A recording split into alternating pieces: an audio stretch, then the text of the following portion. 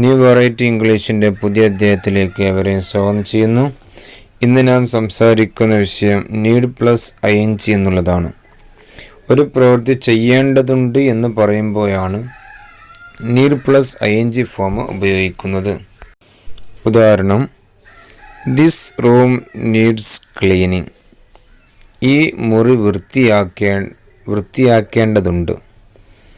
ഇത് മറ്റൊരു രീതിയിൽ നമുക്ക് പറയാൻ പറ്റും. This room needs to be cleaned എന്നും പറയാൻ സാധിക്കും. വളരെ സിമ്പിളായിട്ട് ഉപയോഗിക്കാൻ need plus ING. This room എന്നുള്ള സിംഗുലർ സബ്ജക്റ്റ് ആയതുകൊണ്ടാണ് നീഡ്സ് എന്നുള്ള എസ് ഫോം ഉപയോഗിച്ചത്. അടുത്ത തരം നോക്കാം. This bike needs servicing. ഈ ബൈക്ക് സർവീസ് ചെയ്യേണ്ടതുണ്ട്. This bike needs to be serviced. അടുത്ത ഉദാഹരണം, your hair needs cutting. Your hair needs cutting എന്നുള്ളതിനെ മറ്റൊരു രീതിയിൽ പറയുകയാണെങ്കിൽ your hair needs to be cut.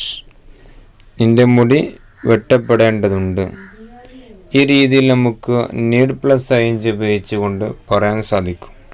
നിങ്ങൾക്കിത് ഇഷ്ടപ്പെട്ടാൽ ലൈക്ക് ചെയ്യുക, നിങ്ങളുടെ അഭിപ്രായങ്ങൾ കമൻറ്റ് ചെയ്യുക. നിങ്ങൾ ആദ്യമായിട്ടാണ് കാണുന്നതെങ്കിൽ നിങ്ങൾ സബ്സ്ക്രൈബ് ചെയ്യുക. ഇത് മറ്റുള്ളവർക്ക് ഷെയർ ചെയ്യുക.